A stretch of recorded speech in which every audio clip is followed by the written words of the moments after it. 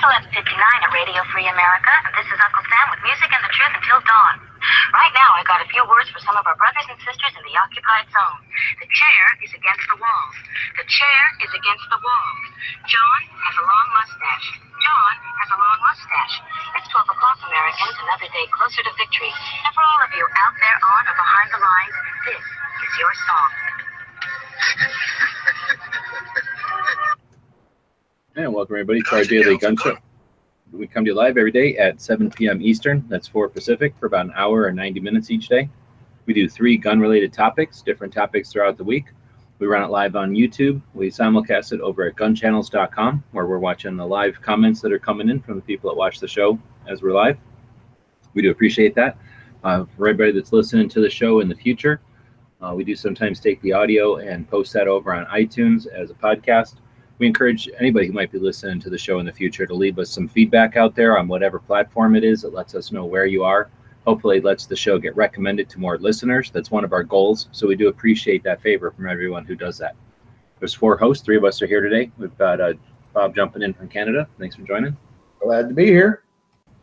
Daniel jumping in from Illinois. Thanks for jumping in. Made one more show.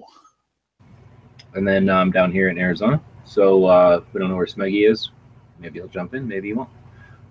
Let's see. Today is episode 376. It's a Monday, so we'll start off with the week's review. Then we'll get into the social media behind the scenes and finish up the show with the shooting events that are coming up on the calendar. Of course, every day we do stuff like a gun shop of the day and a gun of the day and all that kind of stuff. But before we get into all that, we usually take a break at the beginning of the show to talk about what might have happened overnight, or in this case, over the weekend. Usual thing, Nazis and commies fighting. Yeah, agenda-based news. I don't know if you can say usual thing, but at least in my sole opinion, it was not necessarily the way it went down, but it was only a matter of time. If you keep, blowing on a flame and fanning the flames, that it's going to flare up. Now, in what form or fashion, you never know, but if you keep doing that, something's going to happen. Obviously, they were talking about it on the early show this morning that, all this kind of race-baiting garbage was all but over until presidency ago, 8-something years ago. All of a sudden, instead of it being put to rest forever, it got drudged back out. And what would have been 9 weirdos doing something almost alone with almost no recognition on the media has now become something that anybody who's interested in getting media attention, anyone who's interested in the spotlight, anybody who's willing to do whatever it takes to get a camera pointed at them, has a stage. The agenda-based media has a narrative that they want to promote. So they tell everybody, hey, there's an event coming. We're going to be there filming it. And guess what? Like Dano said, 3 times, 4 times, however many times as many people show up as what would, because of that, and not because of whatever the actual whatever behind it is. Anyway, that's what I see. I think they're trying to keep us riled up and keep us distracted, and any little thing they come up with, they're going to point their cameras at. Anyway, that's what we're here for, right? So that we don't follow that. That's right. Kind of a small side note, at least I find it somewhat interesting, is that the original seed of why the event was even ever planned was over the issue of keeping or removing a statue, I believe it was General riding a horse. Nothing to do with neo-Nazis or anything like that. And it morphed into a whole other thing somehow. With the cooperation of the media, they allowed it to change subject from subject A to subject Z.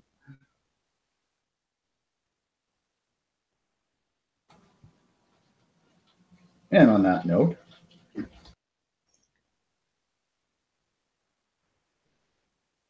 sorry, I'm eating these sour, lemony peanuts, and they're required to drink water.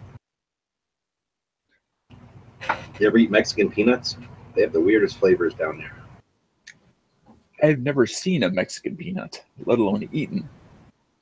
They're except they put weird seasoning, like sweet and sour. A lot of stuff's like super sour, just weird flavors. They're good, but they're weird. So anyway, I required a long drink. All right, so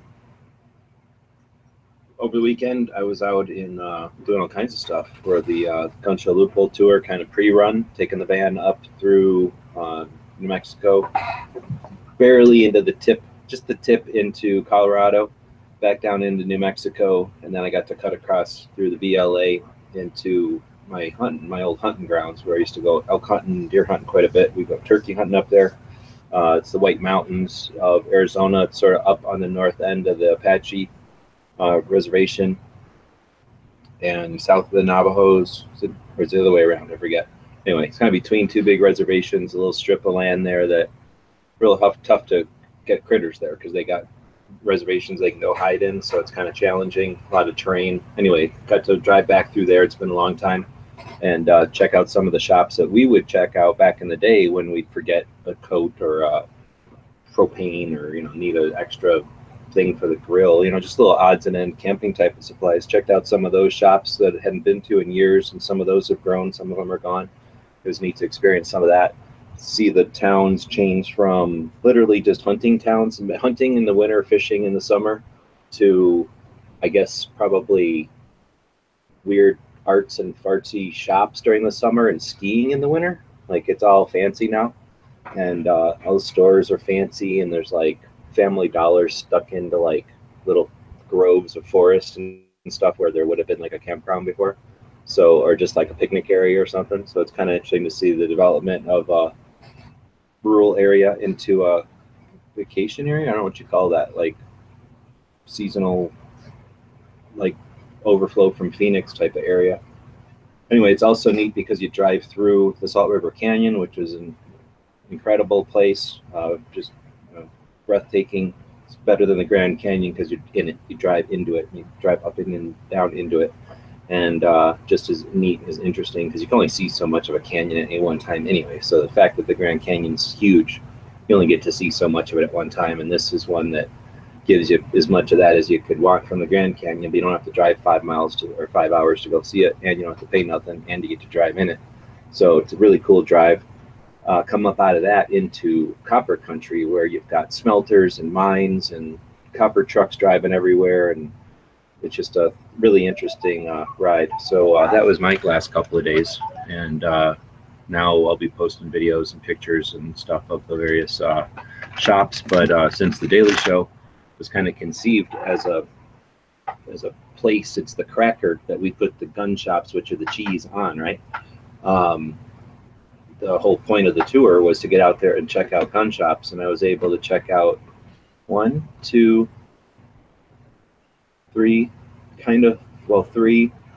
4, 5, 6, 7 shops that I went in and talked to, and they were nice and got good feedback and actual good stuff, pictures and everything.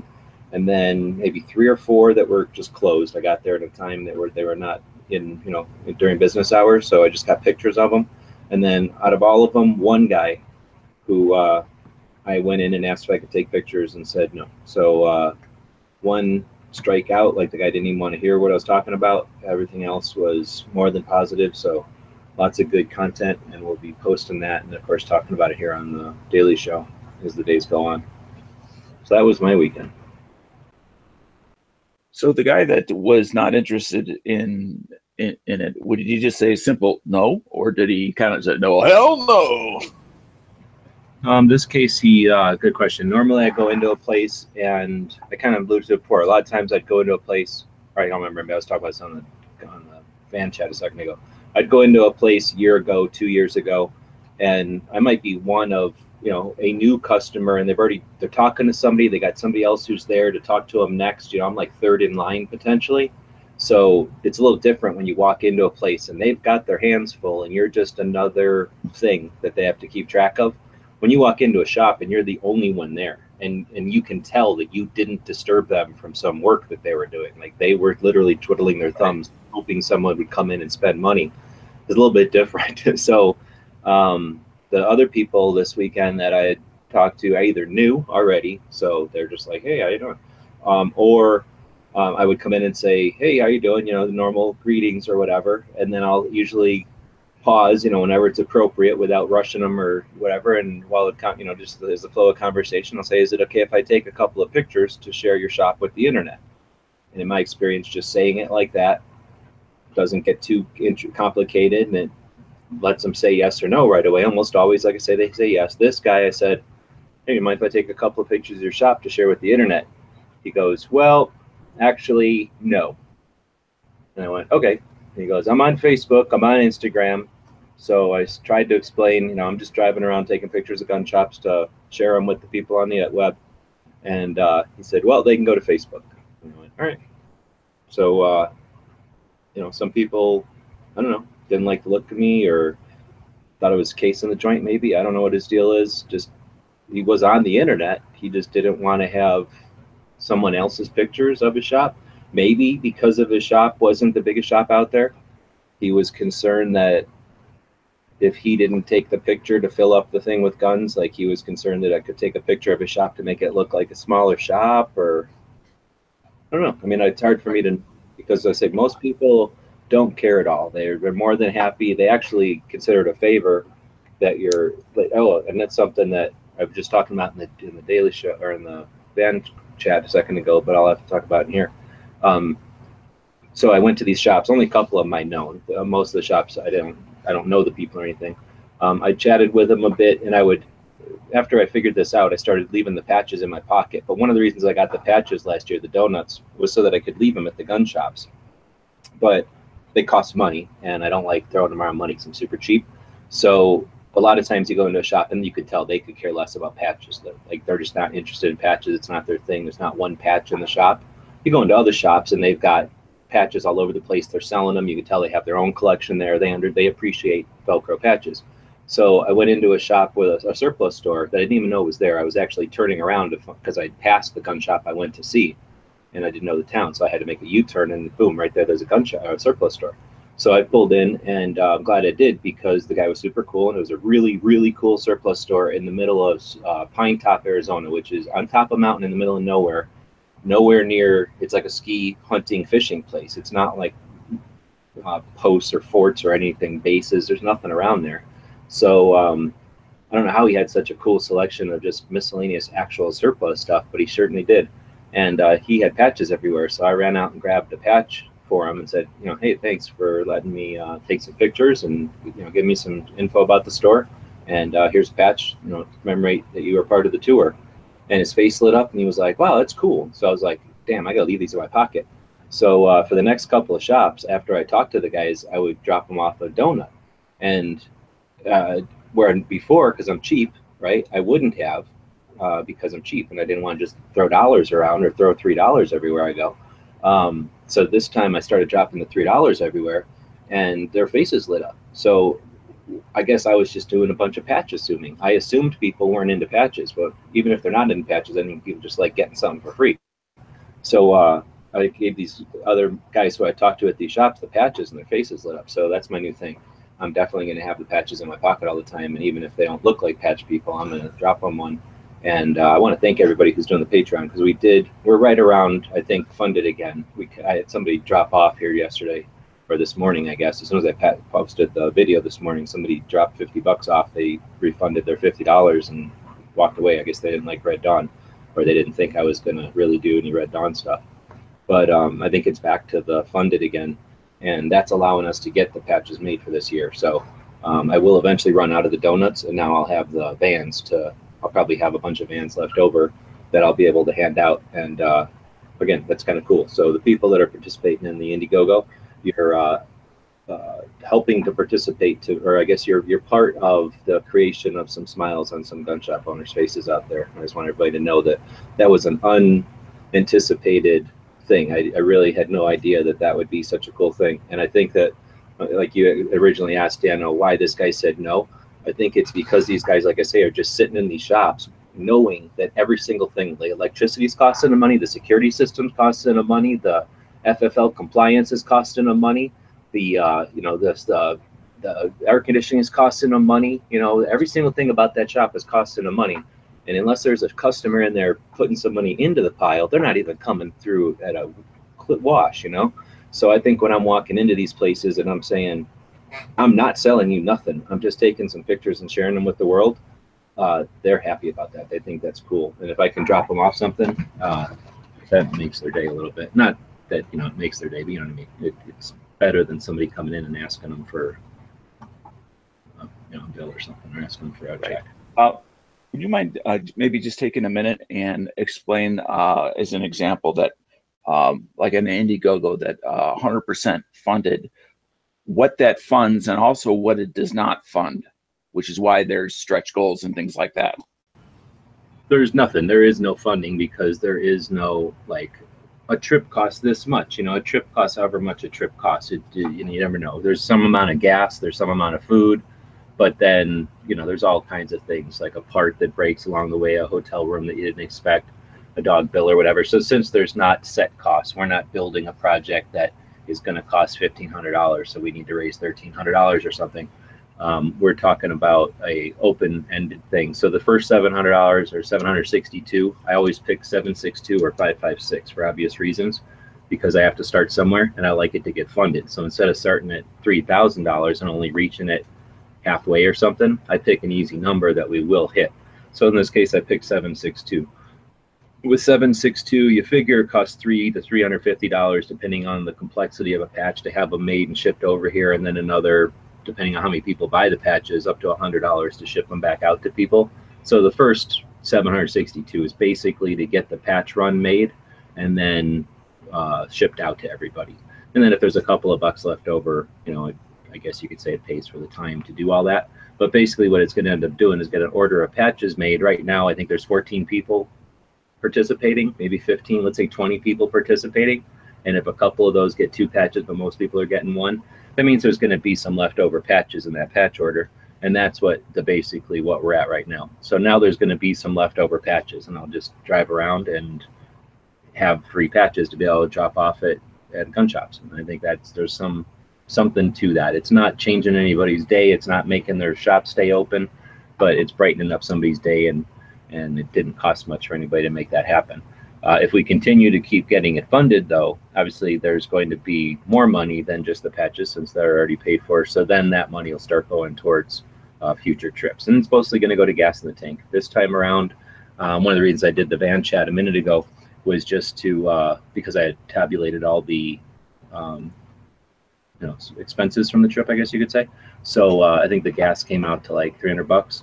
So that gives us an idea of what the mileage is going to be going forward. So we'll be able to figure, you know, 300 miles or $300 is 1,500 miles. So if we're trying to go 5,000 miles, that gives us an idea of what kind of cash is going to cost. So it's open. If we raise a bunch of money, we'll be on the road a long time. If we don't raise much money, we won't be on the road very much, but we'll have the patches to hand out when we do get out there. Yeah, I'm back in Tucson right now. So yeah, so sorry I can't give you a better idea. Like, you know, if we raise $20, we'll be. I just didn't want people to think that, oh, you reached 100%. Therefore, you know, in the past you talked about 3 different variations or 4 different variations of trips, that was a done deal. And no, exactly. No, it's not like, oh, a trip to Denver would cost me $2,700. We're a lot closer to that, because there's always been the variable of the van and this and that. Well, now we know the van's working, and for the most part, you know, a couple of things here and there, for the most part, it's capable. So now when I start looking at a New York trip, the van and the parts and the wear out and the maintenance is less and less and less of an issue and less of a priority for funding. So now it's a lot more of how much does it cost to be on the road that much time, you know, because obviously bills got to get paid. But then how much is gas going to cost? And instead of it being a big question mark, or let's estimate 10 miles to the gallon, you know, now we know the van gets 14.4 miles to the gallon on a highway trip. We'll be able to calculate gas prices a lot more closely. And then I should also mention that this trip was sort of a temporary trip because I'd been waiting for the Old West Guns playing card deck.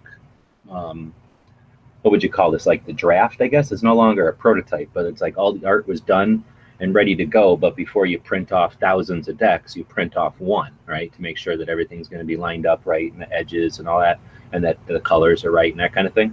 So they printed that early last week, and then I was waiting for it to get here. And instead of driving myself nuts, pulling my hair out, waiting for it, I decided to drive up to the Red Dawn stuff. So in the meantime, that came back on Saturday. And now we're able to go forward with that, and soon we'll have a date that they'll be actually printed, and that's where obviously I wanted to coordinate that time that they're going to be in the printing press with me being in Dallas, so that I can point cameras at that happening.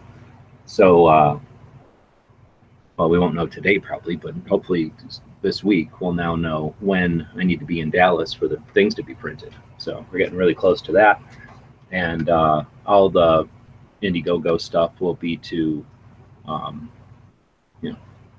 supplement that, I guess is the way to say it. Make it more comfortable, make it more possible, extend it.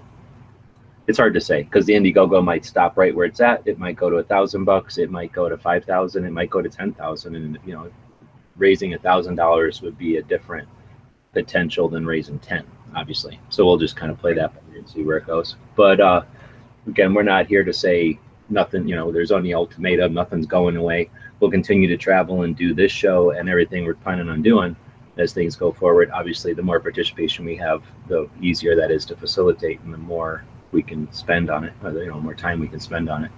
But we'll continue to strive forward one way or the other.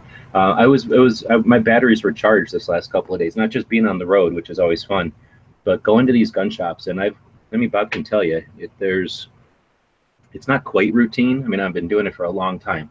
I don't like to just go into a place and walk out. When I know I have a camera in my pocket, I know I have an audience of thousands of people out there in various places, it doesn't make any sense to me to walk into a place and not take a few pictures and then share those pictures with people. So I've been doing that for a long time, and it becomes kind of a routine. It becomes kind of a, like not a job because I'm not getting paid for it, but just sort of a thing that I do, an obligatory type of thing. And because I hadn't been jazzed up about it, I guess I just, it's been kind of blah, so go into these places and where I expected to just get the typical, like, hey, if I can help you anything, let me know. And then as soon as they figure out you're not there to buy, you're just another browser. So you get it treated appropriately. Just having a different experience over the last couple of days has really recharged my batteries. I'm really excited about getting out there and seeing some of the different shops. I'm older and wiser, and I've got different priorities now. Before, I was just trying to desperately find new things about guns, right? To desperately, not desperately, but I was eagerly anticipating what else was out there that I hadn't seen before. And I have a little different mindset now. I just like to figure out what we as activists can do to help, either through the stuff we do online or through buying something or making a decision or whatever.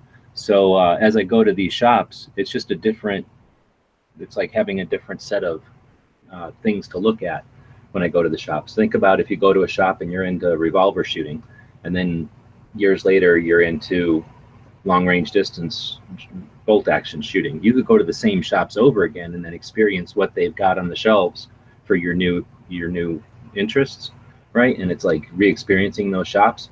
I guess I'm experiencing that instead of trying to figure out a way to promote these shops to, I don't know, sell something. I'm just thinking about how I can get people's interest in gun shops in general. So it's just given me a new reason to go to these shops, and I'm looking at them in a new perspective. So it really was neat to experience that, and then to have the added expense or the added change of their interest in what I'm doing. That's kind of neat. I think the idea with the patch is a good one, because then it shows them that you're serious about this. This isn't just you're just stopping in at this shop because it's just some thought that popped in your head. There's actually a pre-planning to it. It's something that's real.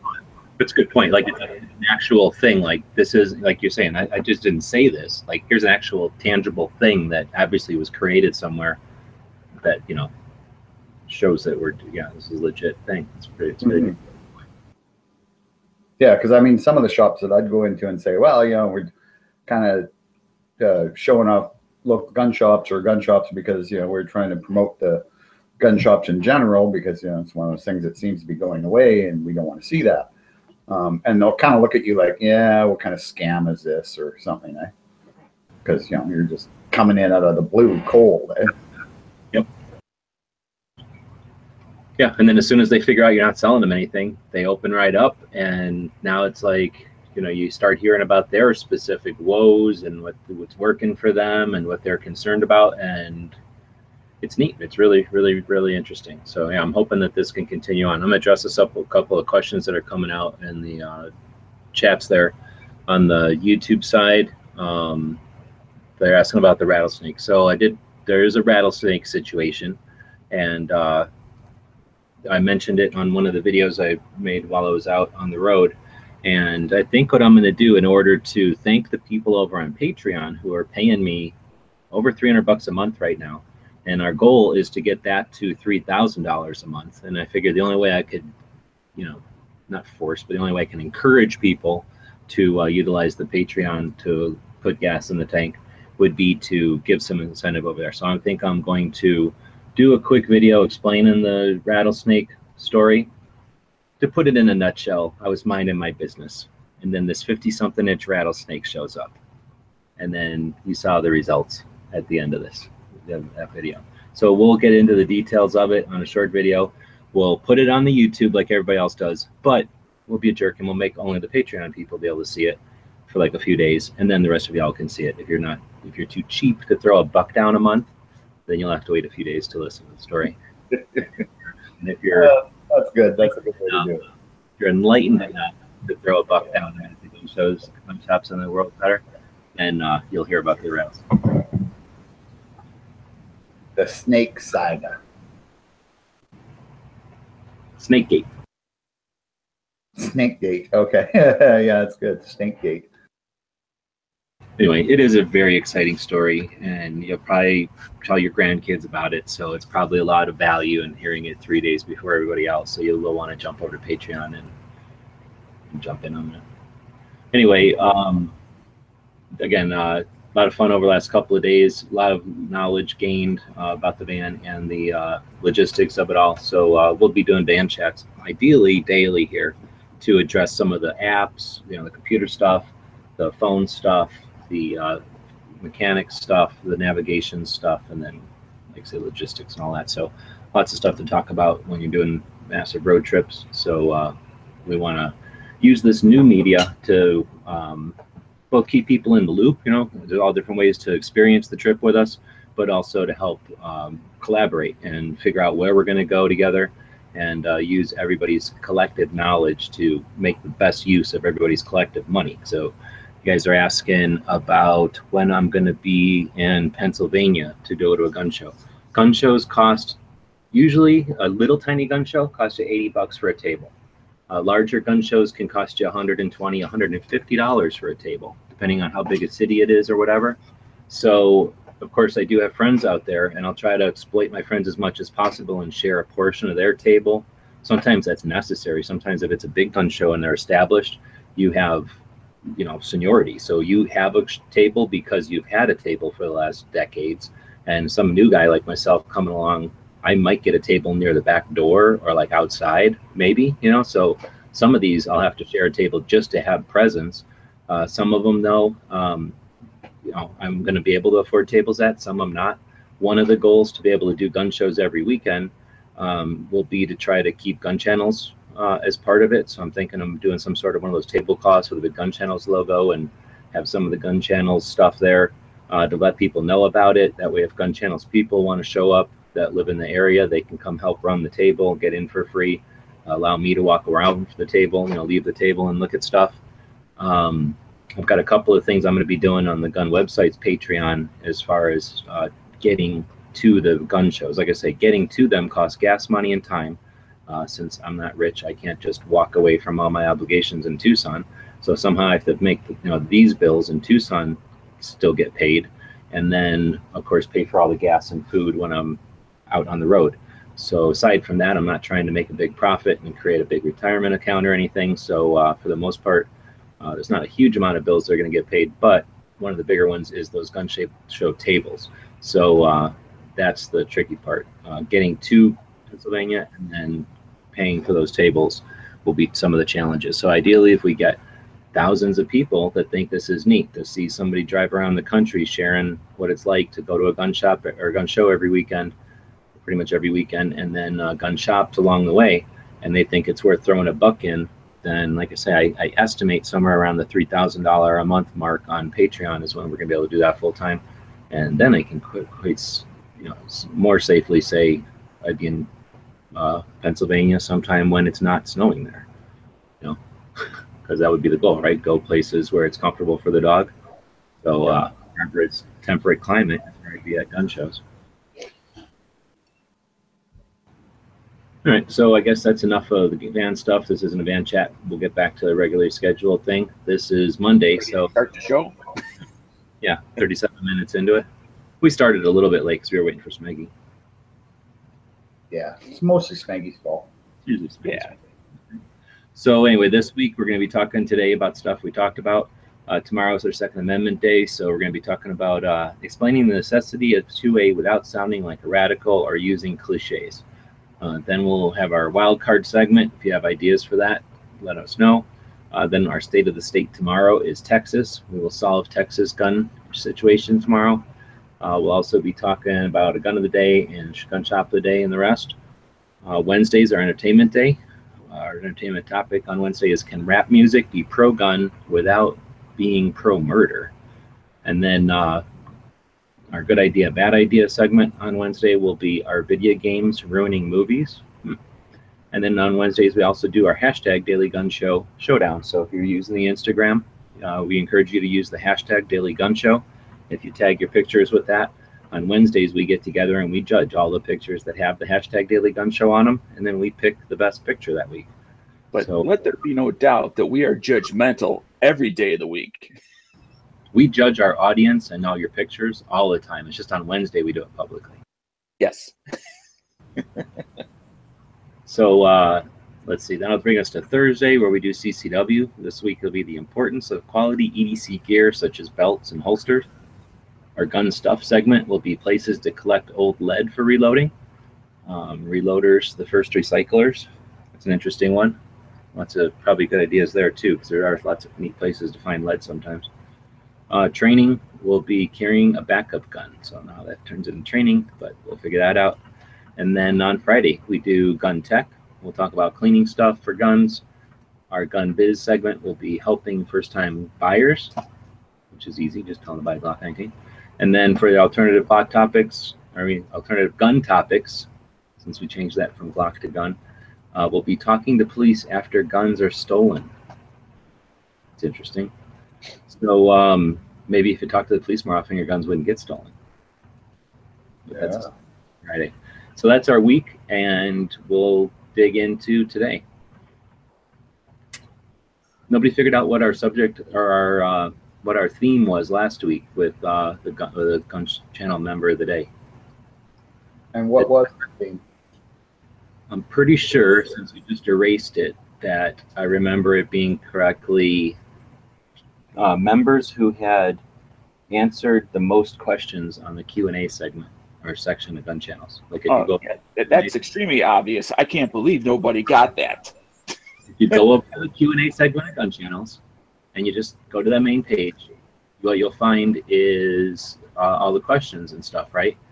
And I'm waiting for it to open up here. There's a place there where you can go to like answered or something, and then you'll get a list of all the people who have answered questions, and then they rank them. So I just did that. Anyway, so not always completely obvious. Make it a little bit tough. Anyway, so today we're moving into, or now we're going to move into the social media topic, Instagram and gun shop victory. But before we do, like members over at gun channels, and we don't have anybody listed this week. So it's the next new member. We don't know his name yet, but he or she is out there. That's a great idea. Let's do that then. So instead of a specific person, we're going to say the next generic new member. So Gun Channels is a community, and there's no cost to join. If you want to participate and keep the place running, which is how it actually runs. I'm not independently wealthy. I definitely can't afford Gun Channels to exist off of my income. Gun Channels exists because of its members. And anyway, there's lots of members that don't pay a dime, and they appreciate and use the system all the time. but it is an open system. So there's always going to be new people coming along. We see some people come and go throughout the years that it's been around now. Some people have stayed. DB Cooper, I think, was member number 3. He was just in the chats earlier today.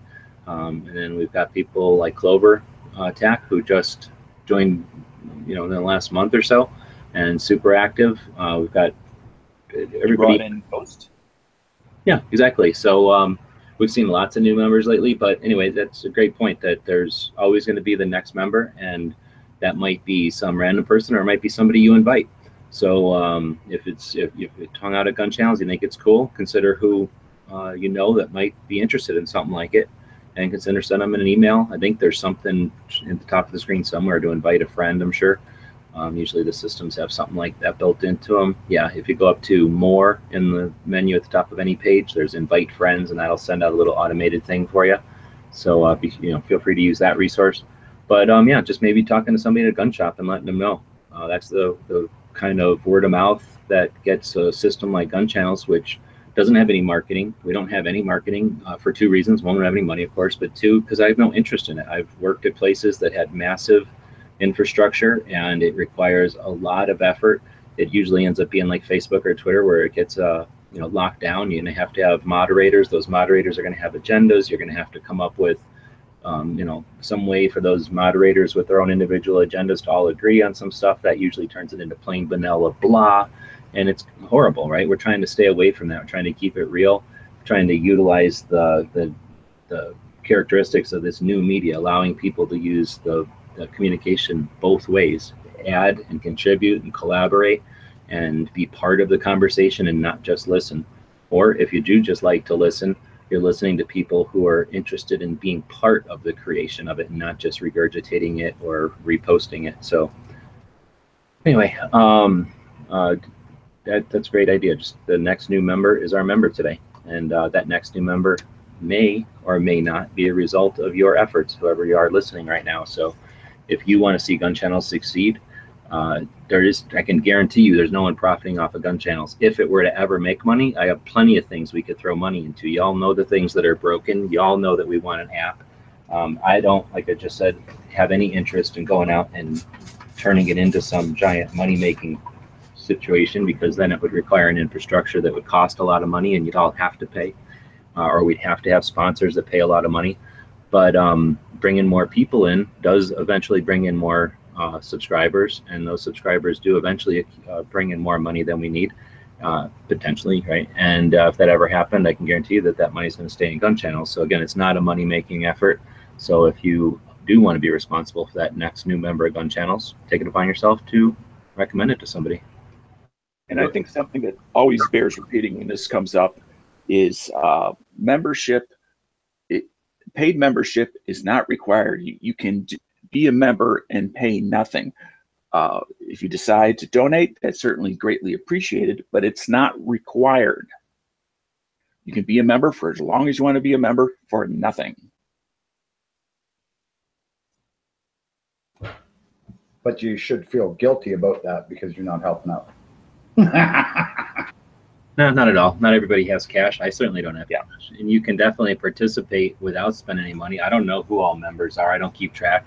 But you can think off the top of your head of 5 or 6 people who spend enough time and effort on Gun Channels to have contributed much more than anybody who never shows up and just throws us some dollars once in a while. I mean, the dollars are necessary for the servers, but the efforts of people like Pink and Knives and you guys, Moon, Clover Tack now, lots of people that coming. No, I'm saying you're not getting paid a dime. I'm just saying your efforts are worth more than any contributions of money, because even if I added up all of that and you guys all paid me $12 a year, I couldn't hire somebody to do all the efforts that you guys do. So Gun Channels is a community, and anyway, that's enough talking about it. So thanks, everybody. All right, so let's see, we'll go on to the next subject, which, like I say, was going to be how to use social media. I think I originally had cameras in here, but since we didn't set up any of the shows ahead of time, I went ahead and changed it because of the situation I just talked about. I've been going around for the last couple of days taking pictures of gun shops and posting them a little bit on Instagram as I had time. You know, Instagram is a nice platform for being on the move. So like this kind of situation, I'm driving, I jump out of the car and go into a gun shop. I come out of the shop, I maybe let the dog out or give him some water or something, get back on the road, get some gas, let the dog out, use Google to figure out some place to eat or find a new gun shop or whatever, drive to it. You know, there's not a lot of downtime. So setting up a laptop or having a laptop set up and back is just not, you know, the way my band is set up, that's not appropriate. So having the computer or the phone and the ability to just maybe sit for a minute with the dog or sit while the dog's going to potty or whatever, you know, while I'm twiddling on the phone there, allowing me to use some of the, like the Instagram app to get some pictures up there along the way, I think is super useful. And although Instagram may not be the biggest social media platform, it's a large one.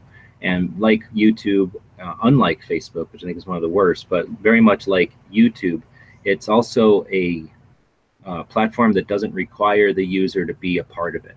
In other words, you can be a part of Instagram, you can have an account there, you can post, and then if you want to send that post that you just put on Instagram to a friend of yours who has no idea what Instagram is, you can take the URL, you know, the link to that picture and send it to them. And they don't need to have an account with Instagram to be able to open that up and appreciate your picture. In fact, they're going to be able to see the comments that other people on Instagram are leaving about your picture. So they're not only going to be able to experience the photograph itself or the image itself, but the comments and the communication that you're getting from it. So I really think Instagram is beneficial or useful because of its ability to quickly post a picture, but then also be distributed pretty usefully. So if you're using gun channels, for example, and you're posting it on gun channels, you can take the link to that picture and share it with people off gun channels. They don't need to be a member to be able to see it. Now, Facebook, sometimes you post a picture in the wrong place on Facebook and they need to be a member of Facebook in order to see the area of Facebook you're posting it to. YouTube is very conducive to that too. You can post something on YouTube and share it to anybody anywhere. They don't need to be a member of YouTube to see it. However, YouTube is a video. So even the shortest videos, just a few seconds long, take some amount of time to view. Where a photograph, you can look at it for a moment and acknowledge it and always go back and look at it in more detail, but you get the information across quickly in a photograph with almost no time.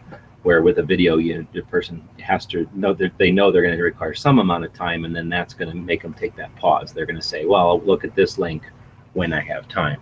Whereas, you know, just posting a picture for somebody can get the information across real quickly.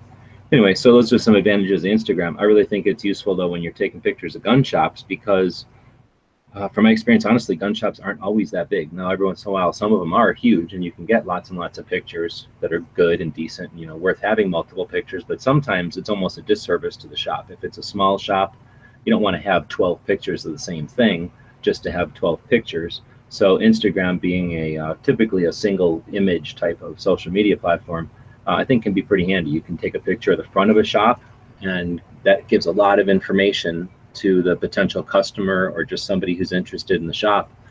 You get to see the size of the shop. You get to see if it's a storefront or a standalone. You get some idea of parking.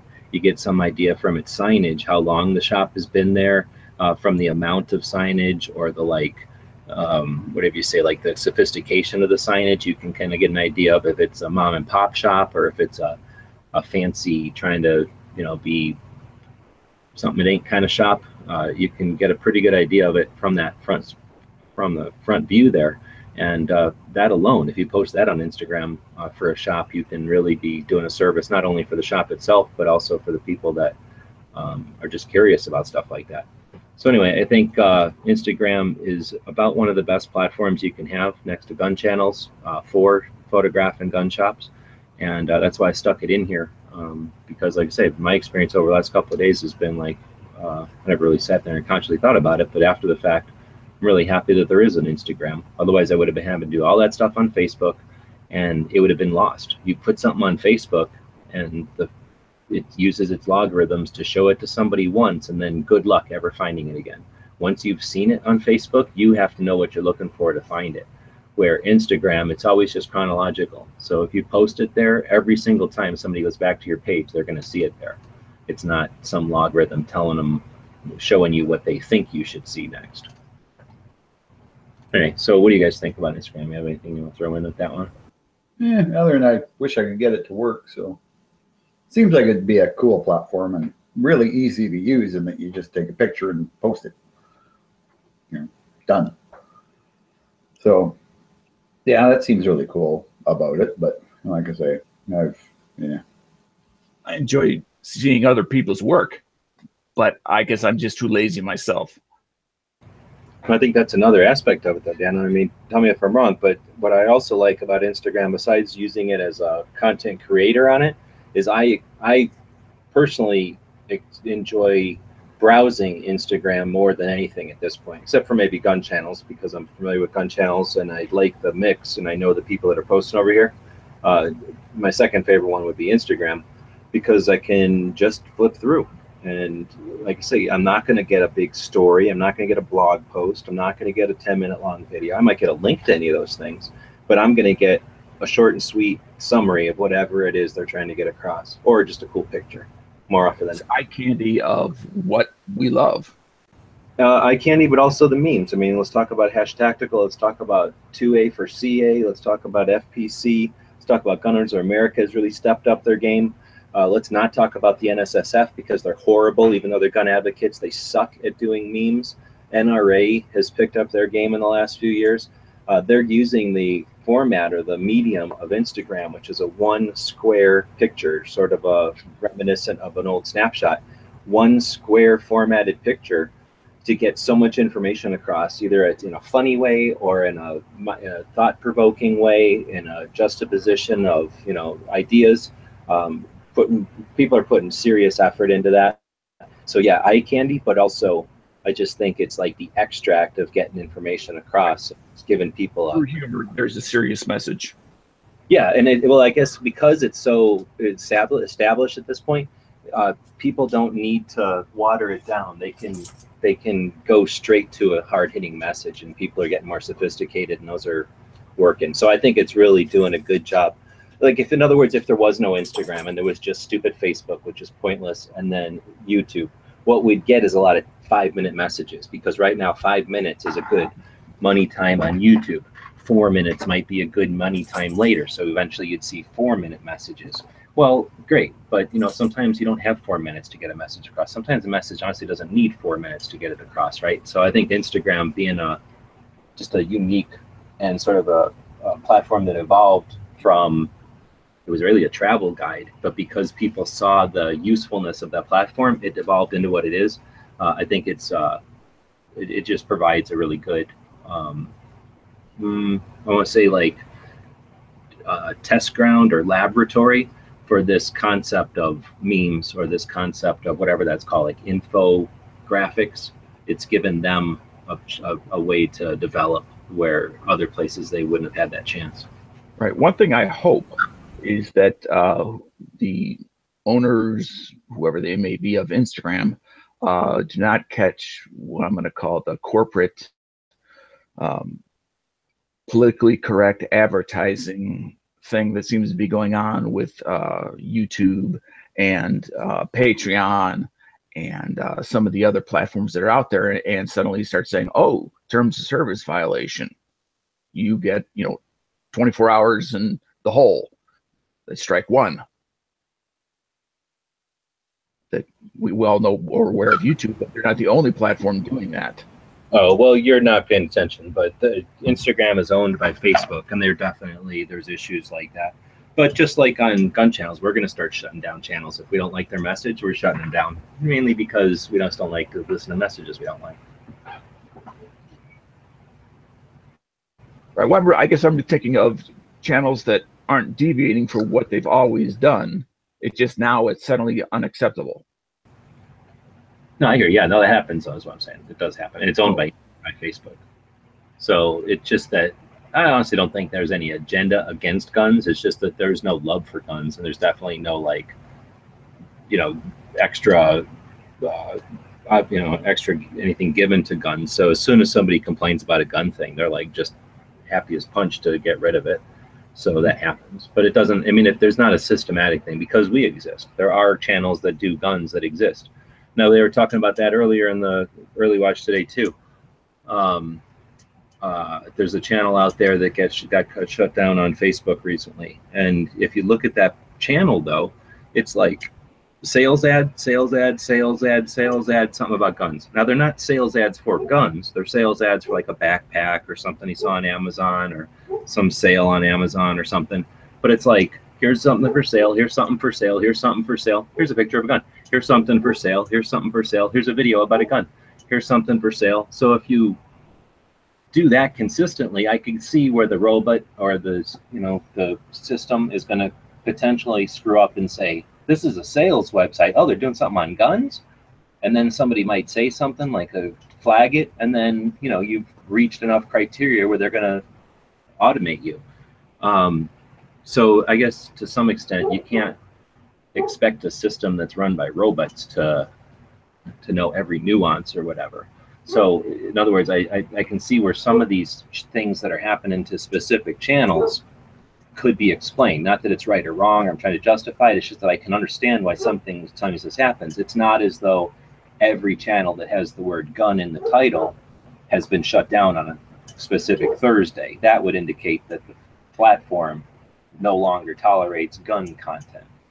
This is more like every once in a while a channel gets hit by a big brother, and just because they happen to have content that's saying, oh, I got shut down because of what my content is, or I think you just got shut down because of circumstances.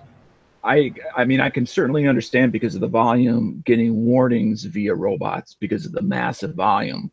But after so many warnings, to go to that next step of banning a channel, this is just my opinion, it should require the input of a human being in the process. Now, Pink's making a point that like some jerks will just go around and flag anything with a gun in it. Some weirdo just said, I have a problem against guns. Or like somebody goes, I got a problem against red cars. I'm going to go flag is inappropriate every red car, every red convertible I see on Instagram. How do you know someone's not going to just go rogue like that and do that one day? But like you're saying, Daniel, the robots should be able to figure out when there's just some rogue human being weird out there. And then not take, for example, like, some guy's out there flagging every single red card video, not ones that came across his feed. He's seeking them out. The robot should be able to figure out this guy's out there doing that, ignore him. But if it's going to allow him to make changes to other people's stuff, then that's not a good system.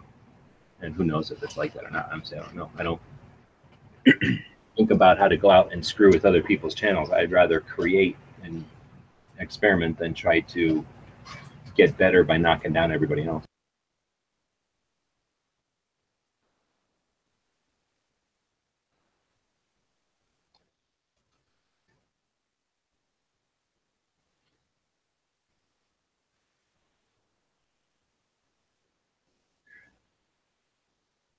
It's time. It's time. It's time for the Tactical Pop Quiz.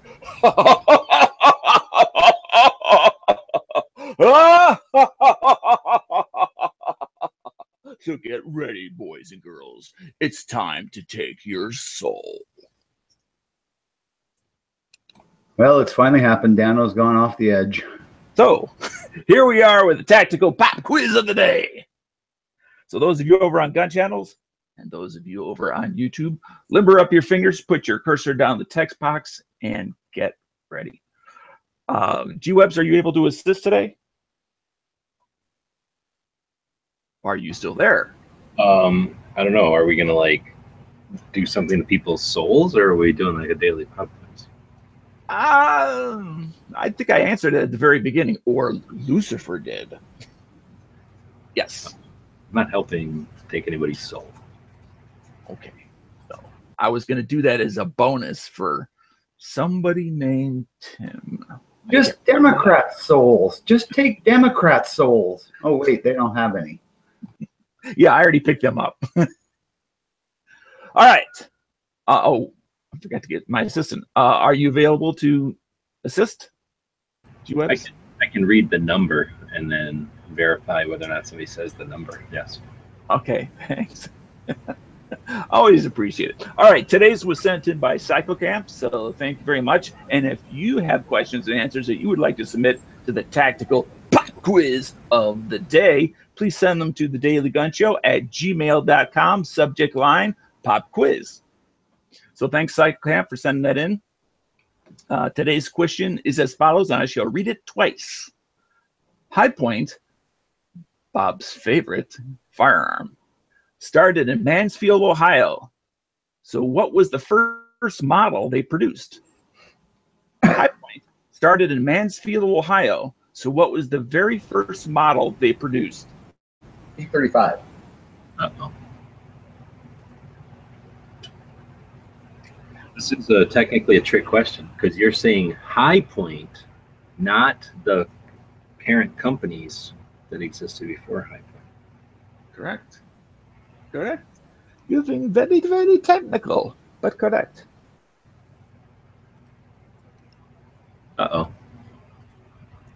I think you have it. Distance, and I shall remove thy soul. I'll let you fame on things you do every day. My favorite music. Right? Oh, we got a winner over there. We have a winner, and who is today's winner? Or maybe not. No, I guess you almost had a winner. No. it Oh, was- for that, I may take a slice of your soul for misleading me. Okay, now we have a winner. Pink Who Panther. is today's winner? Pink Panther's the winner on the Gun Channel side. Pink Panther, congratulations. The answer was C9. So, congratulations. You know what to do, but head on over to thedailygunshow.com/pop quiz. So, congratulations, Pink Panther, on C9, the very first gun they produced. Bob? Under the name High Point. There was other companies before that. Yes. So, who won? Pink Pink Panther. Pink won. You met I Pink. don't know. Is it fair to give it to Pink? Anyway, Pink, I guess since you won that question, or won the contest today, that apparently makes you the tactical hot shot of the day. There you go.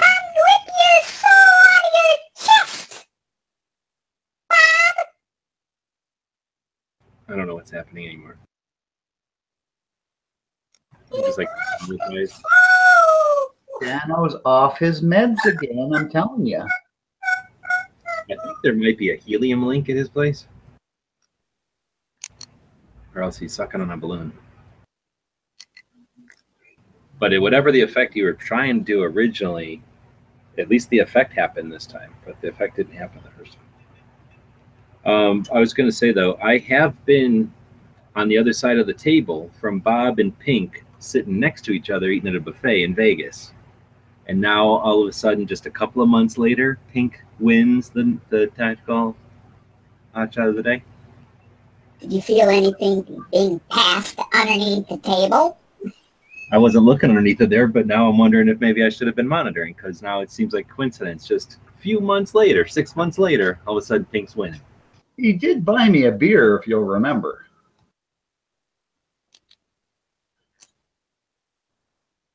All right, I don't know what happened. So I'm going to apologize now for this show. I guess we'll continue on anyway. Apology required. I've lost control of this technology. Literally. Yeah, well, I don't know what Dan was. It sounds like an elderly youngster now. So I don't know what we're supposed to be doing next. I'm thinking the gun shop of the day. Suggested by two hot eats in Renton, Washington. It's called Pinto's Guns. So I'm going to screen capture here eventually. Any better? Now you're normal-ish again. Okay. So, a gun shop called Pinto's Gun Shop. It's in Renton, Washington, which I don't know where that is. Looks like it's closed Sunday and Monday. That's a whole subject right there. I hate it when shops do that. It drives me nuts. Especially, I don't mind if the shop is independently wealthy and they don't ever bug you.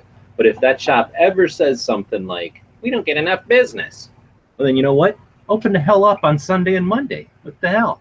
I hate when Almost every family-owned business that I know, whether it's a restaurant, a gun shop, they are typically closed on Sundays and Mondays because they deserve a day off too.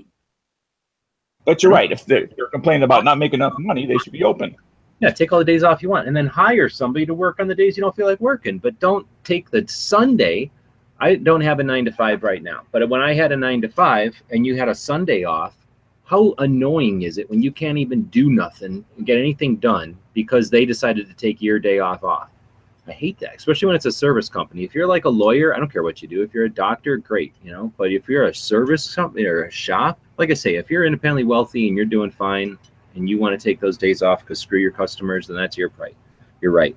That's a free country. But don't ever complain that you don't get customers if you're not going to be open on Sunday. I don't care about Monday. I kind of like Monday because who cares about Monday? You can always go another weekday.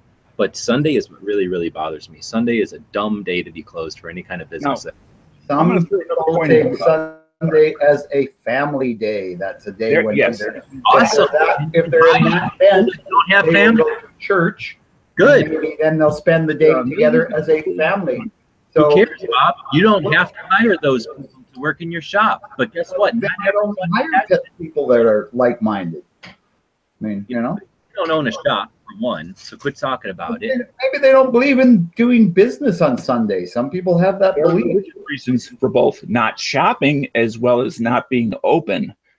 That's right. A lot of people won't shop on Sunday. Oh, whatever. So anyway, we're talking about Pintos. So that's a topic for another discussion. And we're supposed to promote, not tear down. Yeah, exactly. So I'm putting this as a scheduled discussion later, and then we'll go back to talking about this shop, who should be open on Monday. No, not this shop. We'll talk about the topic, not this shop. No, I'm saying we're going back to this shop, and then under my breath I said, who should be open on Sunday. All right, so anyway, it's up in Washington. I guess they're going out of business, evidently, because they can't be open on Sunday. And looks like they have some services. They offer FFLs. Oh, they're in Washington. So guess what? Everyone's required to use their FFL system because they have stupid universal background checks there. Services. We offer a wide variety of services for the gun collector. They consign 5 or 100. We can only dispose of powder, primers, and reloaded ammo. We cannot buy these. No, that's fine. At least they mention it. Most shops will do the same. Looks like they've got private party transfers. That's their fancy way of seeing in universal background checks. Ammunition. I think a pretty decent website. Looks like they put a little time into it. They're not trying to bore you with a bunch of border online type of stuff that costs a lot of effort to keep current. You know, otherwise just a giant disappointment for everybody. Looks like they cover some of the stuff. Each of these things are written out. That's kind of nice. Just from seeing the pictures here, it looks like a fairly big shop, huh? Diverse. That's what I'm thinking. Yeah, it looks pretty decent. Yeah, Too Hotty was very positive about this particular shop. So when they're open. Yeah, exactly. When he can get in there. So it says, where gun enthusiast shop. I like that. That's kind of a cool saying, or a cool motto. All right, so that's the shop of the day. We try to feature a new shop every day. I like this shop, except for their hours. It seems like a pretty cool place. And thanks, who was it? Hottie sent it in? Yep, Too Hotty. Thanks for sending it in. That's the other part of it that I like, because although I'm going to be driving around, and Bob's hopefully going to be encouraged to actually look at gun shops when he drives around, trying to get Dano down to the Bullpup shoot, trying to get Dano down to Tulsa, maybe con him into checking out a few gun shops on the way. Although all of us and Smeggy has been out looking at shops, even Z's looked at shops back when he was jumping in. Even though we're all going to be out doing our part, the power of this project, this concept, I guess you could say the goal of this would be, if everyone out there listening, remember that they got a camera in your pocket. That phone you carry around every day is a decent camera. You remember that it's in your pocket. You walk into a gun shop. I recommend taking a picture of the outside of the shop before you even walk in. Now you've got that picture. Even if they say go away, you've at least got a picture of the shop to share with people. Nobody can give you a problem if they can picture their shop from the outside. So you go inside, you say, hey, do you mind if I take a couple pictures of your shop to share with the internet? Like I say, 99% more of the time, they're going to say, sure. Sometimes they'll ask you why. You just say, maybe it's easy. Just say, there's this podcast online. They always ask us to do it so that they can talk about a different gun shop every day. Leave it at that. If they ask about it, try to remember the name of our store or our show. We don't really care. We're not trying to do it for promotion of us. We're trying to do it for promotion of that store. So take a couple of pictures. I like to take pictures of the handguns. A lot of times there'll either be a a counter or two of handguns. So I try to get an idea of the number, the quantity, right? The organization of the shelves. That tells you a lot about a shop. How well lit it is, the type of guns, if they're fancy new guns or if they're a bunch of consignment and old guns, that tells you a lot about a shop. Same thing with their long guns. If it's behind the pistols, if it's out on the floor, if it's new guns, if it's milsurp, if it's shotguns, all that kind of tells the person who's looking at those pictures a lot about a shop, right? A picture or two of the ammunition, if they got reloading stuff, and you're probably set there. If they've got other stuff though, mounts or I don't know, a lot of reloading equipment or something unique, boats or surplus equipment or who knows what, they might have in the back or in extra rooms. Take pictures of all of that stuff. I take a picture of near the exit. A lot of times you'll have like a bulletin board that has stuff like gunsmithing, taxidermy, hunting guides, 4-H, those kind of things. I'll try to take a picture of that. Keep in mind when you're taking a picture with your modern camera with like 8 megapixels or more, and you take a picture of that bulletin board, and you simply take that picture and post it, not on Instagram, which is not the best format because it's going to constrict your picture down a bit. But if you post it on something like Gun Channels, it's going to take your raw picture and it's going to post that. Somebody could potentially zoom in and get a phone number off of there for a taxidermist or a hunting guide. So even if you're in North Carolina and you can't think of any reason why anybody would care to look at a picture of that bulletin board, you have no idea if you post that on Gun Channels. And not even a member of Gun Channels, but 6 months or 8 months later, somebody's online and they are doing an image search for some hunting guide in North Carolina, and they find your picture and they call that hunting guide, and the guy says, "Where'd you hear about us?" And he says, "Oh, I found a picture on a thing called Gun Channels." Think about all the networking you just did there for everybody. You helped us out. You helped out that guide. You decided to go to North Carolina, so you're helping out some hotel, potentially some restaurants. The North Carolina Department of Game and Fish, they're getting a hunting permit out of it. You're making the economy happen. So taking that effort does a lot more than just help out that gun shop or help out your channel. Consider it as just an exercise in doing good stuff for a good chunk of the people that have interests similar to yours. And then when we need these skills, when we don't have a Trump and everybody's going after the next murderer who decides to pick up a firearm, or they decide, hey, this suppressor stuff is getting too much free reign. Let's bring that back a bit and get your conspiracy theory hats out there. And they decide, let's have a mass murderer who uses a suppressor. So now we can put to rest any of this talk about bringing these murder cans to when we need the ability to communicate with lots of people and we need as many hands on deck who are familiar with the social media platforms, that's what all these exercises are all about. So we like to look at a new gun shop every day for lots of reasons, and I want to keep driving that home because I never know who is listening for the first time each day, and again, I never know who's going to remember that they've got a really nice camera in their pocket and they go into that gun shop. You can do so much for that gun shop by visiting and making your visit permanent. Putting a permanent record of that out on the internet. You're helping in so many different ways. Just think of the person who's doing a Google search for the town. You take a moment to post a picture of a gun shop and you say, this is a gun shop in my hometown of such and such, Montana. And now somebody does a search for such and such Montana, and that's a thing that comes up. And they're searching for Betty's buttons and they find Bob's shotguns. And, it's just another thing out there. Oh, there's a shotgun shop there. Shotguns aren't scary to me. I find them every time I'm searching for buttons. So you're doing good work, and it's productive, and we want to encourage people to do it. So again, thanks to, who was it, Hottie, that sent us that one today? Yeah, to Hottie. So like I say, we'll be doing a bunch of them ourselves here, but if we ever get in the situation when we got too many gun shops, guess what we'll do? 2 gun shops of the day. It's that easy. So you can never overburden us with gun shops. It's really a big goal of the show. Too true. Yeah, too true. All right, with that, we'll go to gun movie of the day. We probably have no gun movies, so we can go the opposite way from that one. Or do we?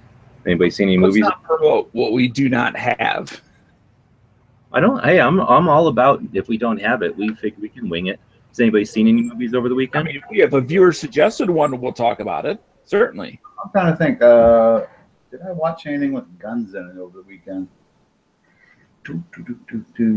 No. I've been watching. You know what I've been watching? Is I don't know what the name of it is. Not The Walking Dead, but the other one they did where they go on a boat like it's a drug addict and his stupid sister and his mom and some other guy, kid, and then they get run out of town and they jump on a boat with some guy, and now the guy gets killed in Mexico, and I think they're going to go back on the boat. Is that prequel, or Yeah, That was No, on The Walking show, Dead. Walking Dead. Yeah. I'm in the middle of the second season of that. So there's all kinds of guns in it, but like 1 minute it'll almost be like good, realistic-ish type of gun, and then it'll be stupid, dumb gun stuff. So I can't say that it's good or bad for gun stuff. Yeah. So, I got so turned off on season 1, I had no interest in season 2. Yeah, and I saw a show just recently had really good gun handling, but I can't for the life of me remember what the hell it was. well, I'm trying to get work done, so I don't want to have something on that's like too engrossing that I care about watching, but at the same time, I don't want to watch something that I've seen before.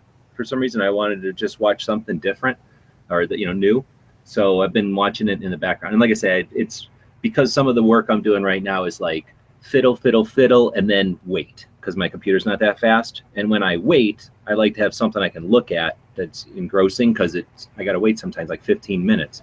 Yeah. So anyway, so I'm not trying to get into a story that I'm going to follow, because this thing is one of them kind of stories where it's constantly jumping around. So I really probably only watching about 25% of it, but that's what I've been leaving that on for the last couple of hours here, however long it's been on, like a day and a half, it seems like.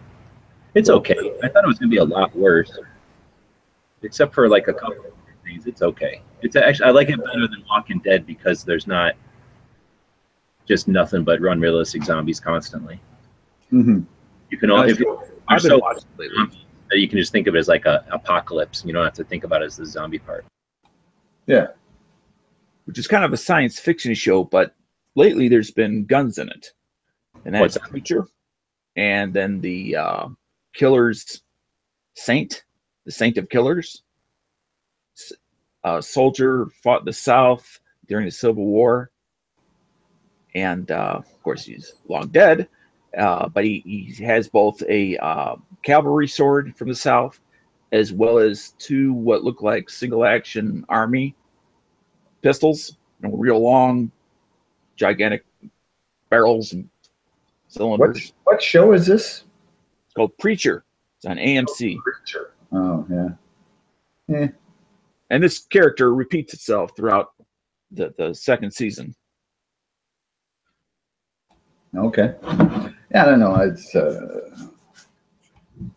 I'm still catching up on season 2 of Strike Back, which is a BBC production. It's got very good gun handling in it. A lot of AKs, just tons of guns all the time, right? It's like In Cobra line. against bad guys. Why don't you just get on a boat and go over there if you love it so much? Where? Africa? That's where they spend most of their time. Oh, England. Like Africa. Is your BBC lover? Like England, it rains there all the time. Good God, man. That's a horrible, horrible climate. Ugh. Plus, they don't know how to make food or anything.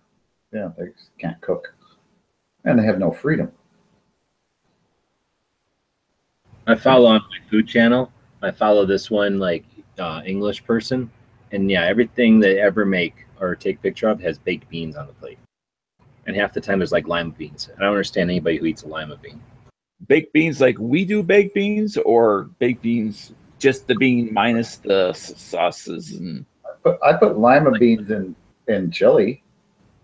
Oh, that's disgusting. But no, just regular baked beans like ours, like out of a can. It's just that it's like, here's breakfast with baked beans on it. Here's like a salad with baked beans on it. Here's dinner, and then there's baked beans like you'd expect. Like, here's something with mashed potatoes and bread, and then baked beans. I'm like, what the hell? They giving away free baked beans or something? Kind of like in the South where everything comes with grits. No, not at dinner time and stuff, though. But anyway. With greens. Everything has greens. I agree with Bob. Dandelion weeds. I agree with Bob. I don't think anyone knows how to cook. No, they don't. Now, do they only eat fried fish, or do they make all kinds of gross fishes also? I don't know. I've never really. They're fried, like their fish and chips is about the only thing that's really edible in England. That's what I was going to say. I would eat their fish and chips, I guess. But unless they make like all kinds of gross pickled and raw fish that I'm not aware of, then I can't say that I want all that stuff. I think sardines came from there. I don't know. Sardines are disgusting. No, I bet you that stuff came from the Mediterranean. You can get beef over there. It's just that it's rather expensive, and the servings tend to be small as a result. In England, they probably just boil it a long time until it falls apart, and then they strain it and give it to you on a plate without any seasoning. Yeah, well, they don't know how to cook meat in England. I mean, When I was over there, for 2 weeks I ate beef every night for dinner. Yeah, but they don't know how to cook it. Well, they didn't boil it. They put on some sort of I don't know, fire or grill or whatever it was. Dano didn't say he bought it every night. He said he'd been eating it every night. It's the same steak all that time. Oh, I see. Of course, truth be told, I wasn't paying for it. My folks were, but Yeah. Hey, you're interested in buying some gas from my van? Can you give me $10 for gas? You know what though? So we should have a van chat just on the amount of vagrants out on the road now. Like I picked the wrong time to want to go live out of my van because it's like there's a lot of people living out of their vans out there right now. oh yeah, van is the #1 choice for on-the-go vagrants. And a lot of people standing next to it with the gas can, waving around a sign that says "Need gas." I'm like, oh, I never thought of that. I could just sit around begging for free gas all the time. It would take a little slower. I ran into a weird situation this weekend. I realize this is a little bit off topic, but it's not like we've never done off topic before. I was stopped at a Walmart to pick something up. I came back out and I was working and I saw this young woman, maybe 30 something with like 3 kids. She was like in a Cherokee something or other. And she was under the back of her car. And I was thinking, and it was just about dusk. And this is not in a great area of town. And I'm like, guilt is getting to me if I don't at least ask if she needs help. And I'm sitting there, thinking, do I, don't I, do I, don't I? So of course I go over there, I roll down the window and say, excuse me, do you need a hand with something or are you all fine? Thinking that she's going to say, oh, I'm fine, go ahead. And she says, well, I can't get this bolt undone. So then I got to put it in park, get out of the car, go over there. I said, well, what exactly are you trying to do? She says, well, the rear end started whining. And so my boyfriend, who she's talking to on the phone, said to put some fluid in it. But I can't get the bolt undone. And of course, I'm looking at what is the drainage bolt she's trying to undo. And of course, about 3.5 inches up is the area where you would put new fluid in if it was up on a rack. And I mentioned that to her. I said, even if I undo that and nothing comes out, you're not going to be able to get enough fluid in there. You'll be able to get some if it's totally drained, but not enough. I said, but I'll give it a try. So I was able to crack it loose for her, and she was able to get some in there. But Wow. And then she said, and I asked, I said, is there, do you have someplace you can stay and then tomorrow get it done properly? I said, because you're not going to be able to, because she said she was going on like a 19-hour drive. I said, you're not going to be able to make a long drive just by putting a couple of squirts in there. I said, it really needs to go up on a rack and be done properly. What are we talking about here anyway?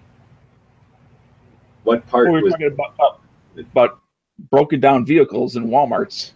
No, I'm talking about on that particular story, not any of the other crazy facets we'll get into in a moment here, but just specifically, what part were you adding what fluid to? I'm trying to envision this. Is this the Rear differential? differential. Okay, so the differential had a drain and a fill, and she's fiddling with the drain. You went underneath your car, jacked up, or just sitting on the ground? You sit on the ground. You went underneath of her car on the side, on the Walmart parking lot. Yep. Not even on the side of the road, in a Walmart parking lot. All right, so that gives us the scenario. So now, do we dissect this tactically now, or do we make And this? then nobody was around. The engine started. She threw it reverse and ran me over. Well, no, but seriously, let's talk about. Here's where I'm at, and I'm an Eagle Scout, and I have a conscience, and I have empathy for other people, and I'm poor, and I've been in need, and I've taken assistance from other people and been very appreciative of it. but I will offer assistance with my cell phone, period. Until I'm completely satisfied of a situation not being set up to kill me when I'm on the road, I'm hesitant about offering physical assistance. An individual can be a lure. An individual can be the bait that can grab squad come and efficiently take you out, man. Every deadly predator has some little dangly thing they put out there that looks as innocent as can be. So I'm surprised to hear this story from you. So, you know, half of being prepared for situations is knowing when you're not going to even go near a situation. But that all being said, I'd rather offer assistance with my phone than to try to lay hands. And that, even if you were to not get raped and killed, let's say you lay hands in this day and age, there's litigious society. You lay hands in something and it turns out to be a son, daughter, husband, wife, something of someone who's a dick. And now they're going to go after you for a transmission issue that was the fault of your negligent assistance on roadside. You know, and who wants to get into all of that kind of weirdness? What also tilted the scales is the fact that there were 3 children under the age of 7. And it just, and that's what tilted the scales for me. So there were no cars or people within maybe 100+ feet of where we were, because you was parking like the outer lot. Mm-hmm. And I was actually driving away when I stopped. It was really far away from the front windows and security cameras. There was no problems. That was completely. It wasn't like in the back of the place or something like that. There was all these pickup trucks between us and the rest of the people in the parking lot. It was completely safe. All right. But yes, you are 100% correct as far as predators using bait. I assume whenever I leave Tucson, everybody I meet's trying to kill or rape me, or both. Because you never know. People are weird. You are just too paranoid, dude. Nope. I never worry about that now, no matter where I go. And that's the thing. Bob doesn't acknowledge how often he gets killed and raped. See, now I'm concerned about it, but you know, as long as I can see distance and there's not like trees, cars blocking my view. Oh my God! That sort of thing. But yeah, I would like that's seriously paranoia. That really is. I mean, you got to realize you can go out there in the world and 99.999% of the world do not wish you ill. They only wish you well or don't even care. So yeah, don't be so paranoid. Just go out there and with the plague and wish you all the kindness in the world, and then pat you on the back and thank you for helping them to do whatever good deed you did as they transfer the Black Plague to you and go along their day and walk away with the Black Plague. So Black Plague, you just need to tough it out and you'll get over it. It's not a big deal. Put some Post in your pocket and carry on. Yeah, there you go, man. Once those big black boils drain, it's fine. You just heal back up and you're all good again. It's just like a really bad flu. So seriously, though, that could be a topic for discussion. I'm going to be out on the road. And again, I'm probably, you know, depending on the situation, you're probably more apt to be interested in helping somebody than in diagnosing the tactical, you know, level of, you know, situation or whatever.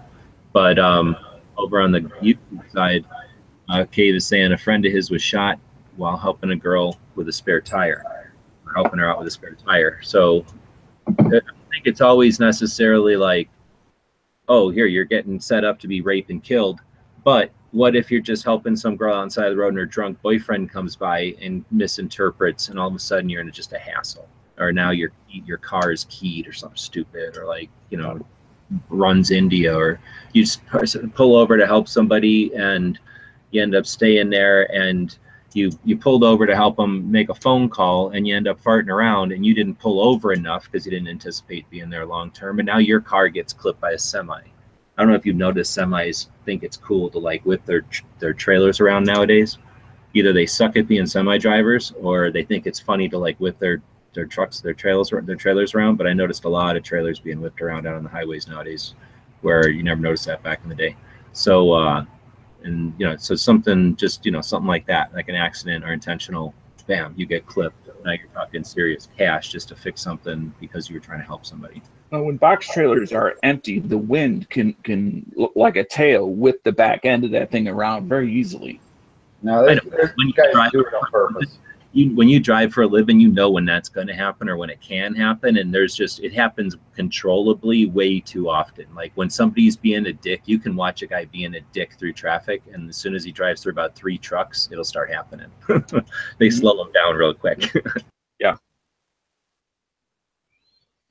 So anyhow, so there might be some interesting subjects there to take on, since some of us are going to be driving around. When to help and when to not. Like, I would never help somebody change a spare tire. I don't care what gender they are. I have a bad back. I don't want to go back for more surgery. I just figure I'm older than they are, so they should be helping me, I'll give them advice. I'll sit in my camper with the air going and go, "You're doing it wrong." Well, I don't know. But I guess obviously all situations are different. But I think it's probably better off to sit and wait with somebody. So little old lady, young girl, as opposed to trying to be the, just do the thing, the task or whatever, be there and be available, the appropriate distance as a resource if needed while they're waiting for the person they're paying to do the job of fixing whatever their issue is, or their boyfriend or their husband or whatever, as opposed to, like I said, I wouldn't even want to, I'd be too concerned that it's set up for like some kind of insurance thing, like, the whole rear end thing. They brake faster on you, so somebody else hits with a rented car. I don't know, all weird shit. I just don't want to be the dupe for something like that where it's just their little scam. So I'd rather come in, and if I feel there's a need to help out, because of risk or, just because it would be the right thing to do, just do it in a way that's maybe not the, oh, well, why don't you just help us right here? Like, here, I've got the jack set up and I've got everything. All you got to do is kneel down here and do this. Like, no, how about I stand over here and I call for you, and I'll just stand here while, and I can take a video while something happens. But, I don't. In the scenario that I was in, I saw her under the car already trying to do this. Well, that's how they always get you. Yeah, and they use young kids, that they're bait, right? Because they're the best bait. Makes you feel, oh, it's going to be okay. There's young kids here. Oh man, you're lucky to be alive, Dano. You're lucky you didn't wake up in a bathtub in Tijuana, a bathtub full of ice with a kidney missing. That's all I got to say. Yeah, it turns out that Trinidad, Colorado, where that gunsmithing school is that Bob wanted to go to so bad, it turns out that's the gender reassignment capital of the country. Is it? That's what I found out. Oh, look how Bob's acting all surprised. Like, oh, I didn't know. So yeah, I was scared to death sleeping. I found that out while I'm sleeping in the Walmart parking lot. I was afraid I was going to wake up in a pool of ice and no junk.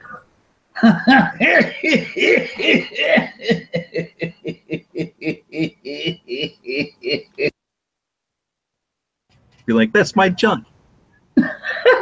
That's my junk. And poor Oro's in the ice beside you going, wait a minute, I had something here a minute ago. Oh yeah, my dog's nutsack is often commented on. I'm sure they were looking at that, my dog's nuts, if assuming the dogs have their gender reassignments there also. Well, I'm sure they do. I mean, probably do. Crazy. I feel like if I felt like I was a woman, I would also feel like my dog was a woman, right? Yeah. I guess they just decide that the dog, that they know what the dog wants. I mean, there's people doing it with their kids, so. Let's get this back on track and talk about something that's going on in the future. So we've got a calendar at Gun Channels that everyone's welcome to use. If you go up to the top of any page on Gun Channels, there's a small menu. One of the items there says resources, and if you scroll down on that just a hair, you'll see that you've got Every Second Matters, where we have all of our Second Amendment resources, and then there's a firearms calendar there. And if you head to the calendar, you'll be able to not only check out all the events that are coming up that people have posted, but you'll be able to post events of your own. And we encourage anybody who's a member of Gun Channels to do that. It puts it into the calendar so that all of the members know what's coming up. But as I mentioned before, there's an ulterior motive. Whenever you post something on the internet, you're creating what's called a reciprocal link to that event. So you link to their website. Now their website has an established website that has a reciprocal link to it. And that just means that you're helping to build the network, the spider web of interconnectivity of links that make the internet. And that's what Google and Bing and the other search engines use to validate how valid a search result might be. So it looks like, was it CycleCamp listed the 9th annual Connecticut Citizens Defense League Family Picnic. That's helping them out. That's helping the Connecticut Civil Defense League out, as well as letting all the human beings over on Gun Channels know about that event. Now, if somebody happens to be traveling or visiting, maybe they have relatives in the area and they're talking on the phone, they can say, oh yeah, hey, I heard about there's an event coming up if you're into that. So you never know what you might be doing when you post these things, but you do know that we're going to talk about it every Thursday. So that's what we're going to do right now. So, or excuse me, it's not Thursday anymore. We do this on Mondays. So we are going to talk about this every Monday. So we just mentioned the 9th annual Connecticut Civilians Defense League Family Picnic. That's one of their get-togethers. Looks like on the 9th of September, they have another one, the Second Amendment Poker Run, which is where you drive around. What's the deal? You drive around a bunch of people in motorcycles or vehicles. You go from destination to destination, and then each time you show up, you get like randomly one of the playing cards. And then you go to the next destination, you get another playing card, and at the end, you have a hand, right? And then what? Everybody gathers and sees who wins the poker game or something? Who's got the best hand? Yeah. Okay, and it's like the first person to arrive gets the best card, or is it just all random, or I guess it's up to the event? Completely random.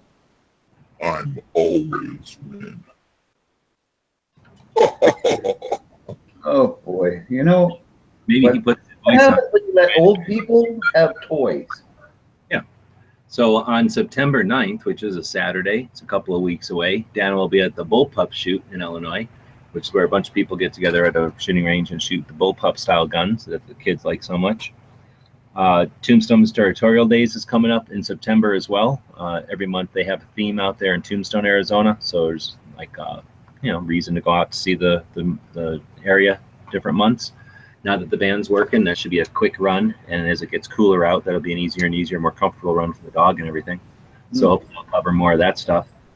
The Texas Firearms Festival is in our calendar only as a memorial at this point, because it turns out they are no longer going to be doing the event. So that's an event that's would have been in its 4th year of existence. Unfortunately, it didn't get enough momentum. It didn't get enough interest, or at least it didn't get managed correctly, or maybe a combination of all of them. And it doesn't look like it's going to keep going. So it's too bad. Hopefully someone will keep that concept going. It was an outdoor event held at a shooting range, but it was also kind of like a gun show. People would set up tents at the various bays, and while you could shoot and experience like exposition shoot, experience the different firearms from the manufacturers, or maybe from a distributor or a supplier or a shop or something who had some as demos, you could also buy stuff. So I thought that was a great idea. I've seen something very similar to it out here in Arizona that didn't take off. Maybe they should do these in places like Pennsylvania and up north where it's not 1,000,000,000 degrees outside. But I definitely think this is the next evolution for gun shows. So maybe they should start thinking about doing these somehow indoors or In the winter? climates. Yeah, or at least in the temperate. Well, in the winter, the problem is we have like we have that band of nice weather, and then we get cold again. So, and we're wussy. So It never gets cold down there. Oh my God. blah, blah, blah, blah. Well, whatever. You can't deal with the heat, Mr. Whatever. So all I'm saying is we have a temperate area, and then it gets so cold that nobody's going to go outside for it either. So maybe it should be held up north where people are more, used to being outside for more of the year. And there's shade. We also don't have shade. I'm sure in Texas there was no trees at that range. There's no shade down here. All right. So then we got the Gun Rights Policy Conference is coming up in Dallas on October 1st. If you're a Second Amendment advocate and you're interested in experiencing what it's like to be in a room with, 600 to 1,200, I'm not sure how many people will show up this year, but between 600 plus firearms activists. These aren't people that, are pro-guns and would put, yes, I'm pro-guns on some kind of a checklist. These are people that devote a good portion of their lives, not just their time, but like their professional, their most of the time in their day, in their lives, is spent devoted to the Second Amendment issues and gun owners advocacy. Getting into a room with those people is definitely inspiring. It's an experience, and you can do it by driving or flying to Dallas on September 30th for that weekend. Again, it's the kind of thing that it's worth experiencing for once. If you've put on your bucket list to go to one of these big machine gun shoots, or to go to something stupid like SHOT Show, or something better like the NRA show, to experience what the large trade shows are like, I would not discourage that. Those are all definitely experiences that are worth doing. We live in the most prosperous country in the world. We're at the most prosperous time we've ever been, and firearms are the most interesting and free that they've been in a long, long time. And of course, we got a little ways to go, but this is a great time to experience all this stuff. And the Gun Rights Policy Conference is equally as much of an experience, and in many ways, one of the more crucial experiences. I also want to keep encouraging people to go, because it's far enough away, October 1st, that people can still make plans to get to it. And again, if you're going to spend X amount of time away from the family, you're going to spend X amount of time traveling this year. In your whole lifetime, you're going to spend X amount of time doing something that matters. Start dissecting that. In theory, you want to do something that matters with some of your time and money, right? In theory, you only have some amount of time where you can take a trip away from home, where you can take that time away from your job or your family, where you can spend that money. In theory, are you going to do that to go to Vegas and experience one of the machine gun shoots? Or do you want to do it at a time when gun owner apathy is at the highest, when it's the best possible alignment of stars to move pro-gun related stuff, but we have the least momentum almost right now? So this is almost one of the most crucial times potentially in our lifetimes. I don't think I'm hyping it up too much to say, the situation right now is a time when this Gun Rights Policy Conference, for example, if it turns into a dud and nobody shows up at the Gun Rights Policy Conference, what is that going to tell these people who are devoting their time and their lives, all the time, all their professional time, to gun owners' rights? They're going to see that just nobody cares. Now, if the other hand, if this Gun Rights Policy Conference is the most packed that they've ever experienced, and they expected X amount of people and it's X times 3 show up, then that's going to put them into an elation. It's going to get them all into a frenzy, and they're going to be riled up, and they're going to come out of the Gun Rights Policy Conference all ready to go. So if you want to put your time and your money and your efforts and your money where your mouth is, your butt where your mouth is, then that might be the best bang for your buck, is to make arrangements to show up on October 1st for the Gun Rights Policy Conference in Dallas this year. That's literally a thing where you can make a difference. Your human body in that room, one person to the 600 people that might be there, is a proportion that's not possible at SHOT Show. There's nothing about your human presence at SHOT Show that can make a difference. I mean, realistically, in a room of 600 people, it's crucial to keep them motivated. You can literally make a difference going to the Gun Rights Policy Conference. So hopefully I made that sink in. That's something that we have an opportunity to do this year, and it's in Dallas, which should be kind of interesting, as opposed to someplace stupid like San Francisco or someplace weird. Okay, on that point, that's one of the things that I did quote last week about, is the time to fix your roof is when the sun's shining.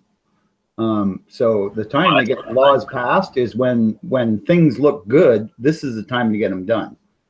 So that's perfect. Yeah, sir. One other thing, though, I did want to mention, in 1 week, America is going to experience a total eclipse. I don't know if anybody knows about this, but yeah, on the 21st, there's going to be a total eclipse of the sun, and it passes right over America. The best place actually to see it is Glendo, Wyoming. And that's where it's going to be the longest. It's going to be a full 2 minutes, 30 seconds of no sun in the middle of the day. So that's rather cool. And I didn't even know this was happening. I just found out about it a couple days ago. So total eclipse, man. If you paid attention to the Very Large Array, you would have known about this years ago, Bob. They literally knew about this before anybody else because of their massive radio telescopes. Yeah, well, did you mention it? No. So I guess I got in the first. I assumed it was common knowledge because I pay attention to the LA. Oh, please.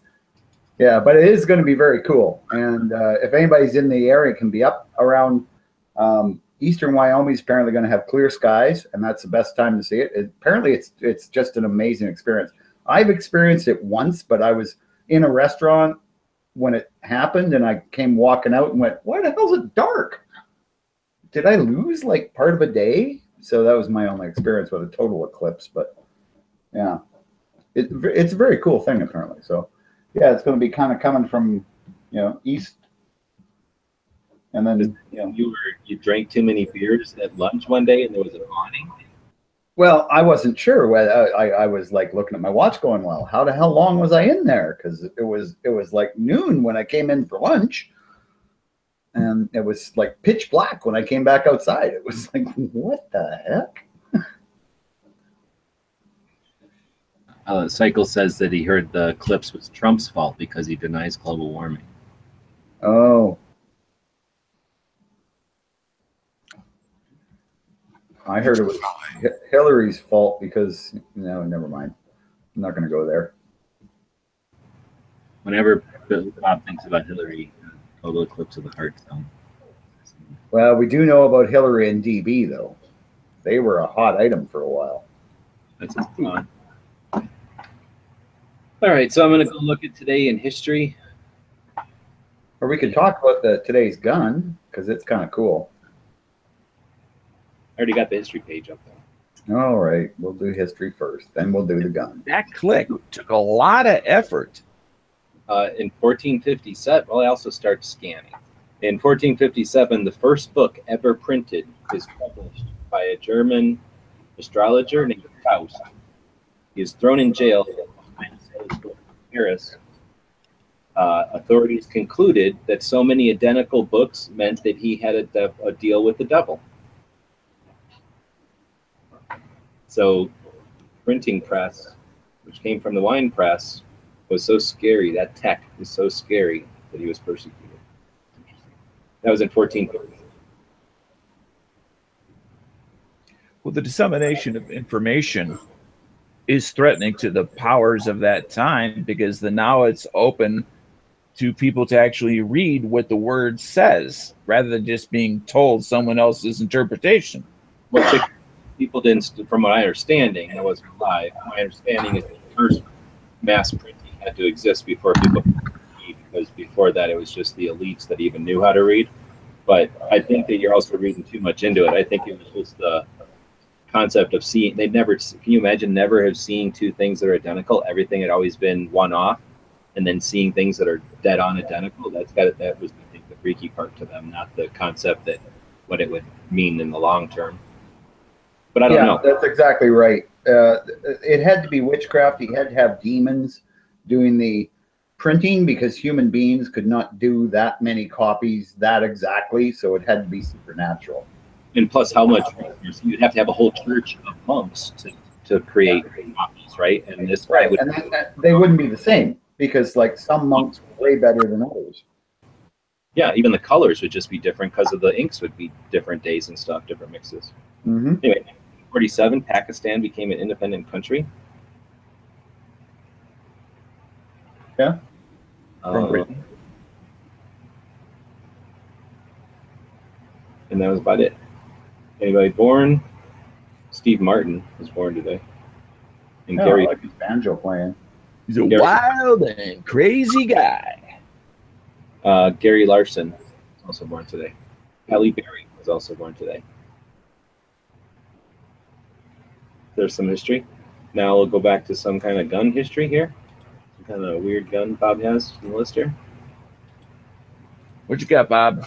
All right. Well, what we got is the Walsh Navy 12-shot revolver.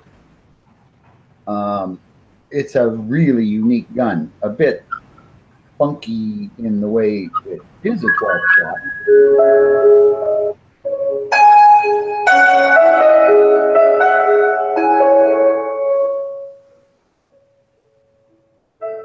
It is a 12-shot revolver. So pretty cool for back in Civil War days. You'll notice how long the cylinder is. That's because there was 2 loads in every cylinder. Two loads in every cylinder. So you had actually, you had 2 hammers. You had 12 firing pins or nipples. 12 nipples. Yeah. How old are you, Bob? I'm not quite sure anymore. But you see, it's got a rear nipple and a front nipple. And You just can't stay up here yourself. no, I can't. But it's a very cool design. It actually stacked one load on top of the other. So that could be very dangerous. That's why. Chiappa of its day. The what? The Chiappa of its day. No. Said it was stacking one on top of another. No, it'd be more like, say, that super fast firing 1,000,000-round rifle that stacks rounds on top of each other in each barrel. Anyway, yeah, so how it worked was you had to fire the first load first. So the only way the hammers worked is you pulled them both back and it would just fire the top load, and then the next hammer drop would fire the bottom load. So you've actually got like 2 rounds loaded one on top of the other. If you could fire the second one, like the bottom load first, that would be bad. So they actually designed it so that wouldn't happen. Couldn't happen.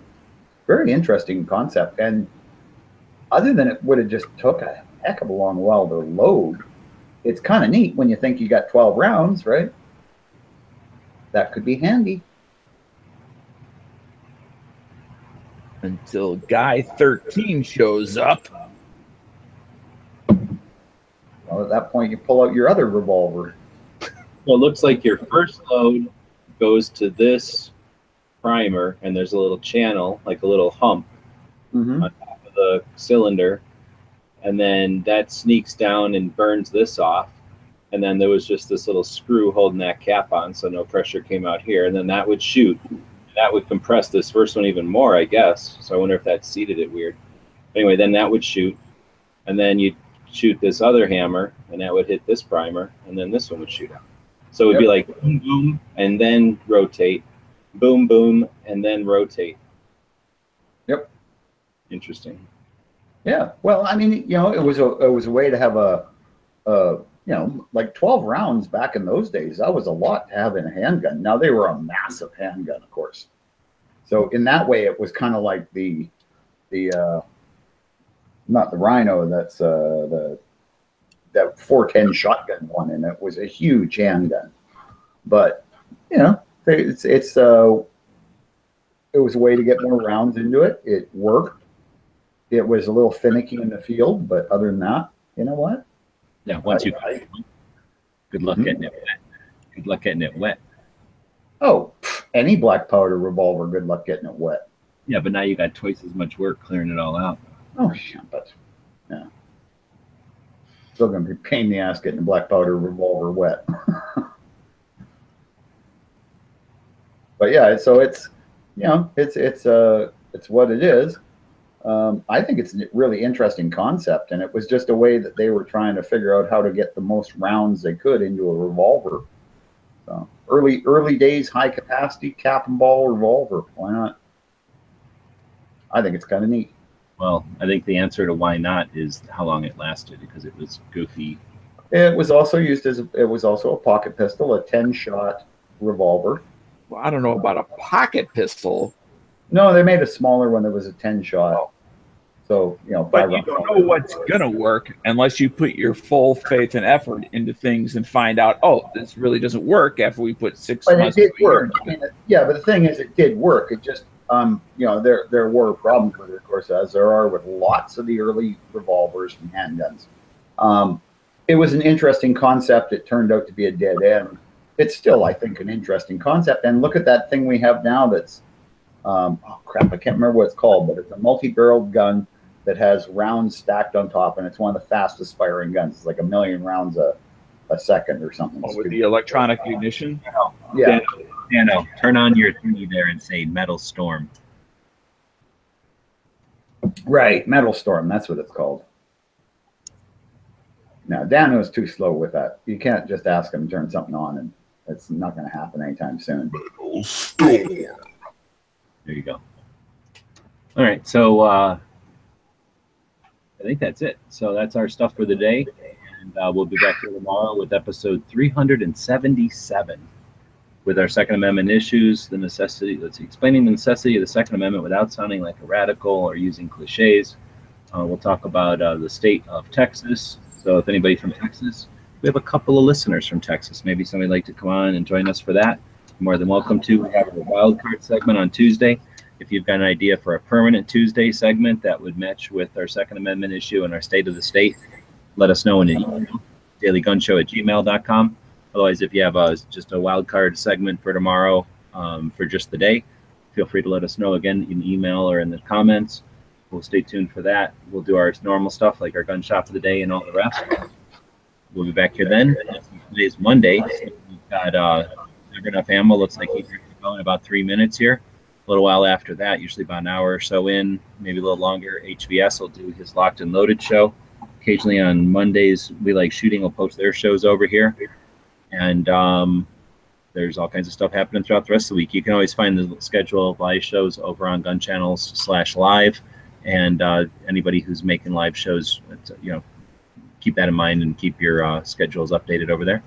Otherwise, if you guys have anything else, we will wrap it up and we'll see you back here tomorrow. Well, I think that's pretty much it, other than our quote. For next week, but there is a new show from Ghosts, one of my compadres, on Tuesday. Tactical Tuesday is the name of the show. Beyond. Who's really having somebody in a Satan voice promote his show for the first time. It's got to be. Yeah, I'm sure that will make him really happy. I'm fine with Louis. Some people call me Lucifer. Well, that's up to you. But one or the other is fine. And by the way, Bob, I'll be around a little later for you. Now that's kind of scary. All right, so Bob can end this with his JFK quote that he's been wanting to do so often, or some other quote maybe. Okay. No, I'm not going to end it with the JFK quote. We used that earlier in the week. I'm ending this with a different quote from a different. You never repeat your quotes. Yeah, never. Never. This one's by James Madison, one of the founder, one of the people who helped write your Constitution and all that. Americans have the right. Oh, wait a minute. Before I start this, though, I kind of forgot. I'd like to mention. Please share, subscribe. Thumbs up. Shut up, Dano. Never mind. Support us on Patreon. Put on there, not for Dano, just as a little note. And here's our quote. James Madison. Americans have the right and advantage of being armed, unlike the people of other countries whose leaders are afraid to trust them with arms. Thanks, everybody, for watching and listening, and we'll see you all tomorrow.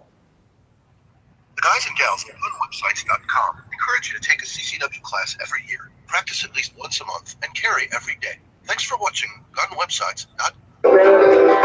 Sit down, I'm gonna take my time. A friend of the devil is a friend of mine. I get home before daylight, just like it's a sleep tonight.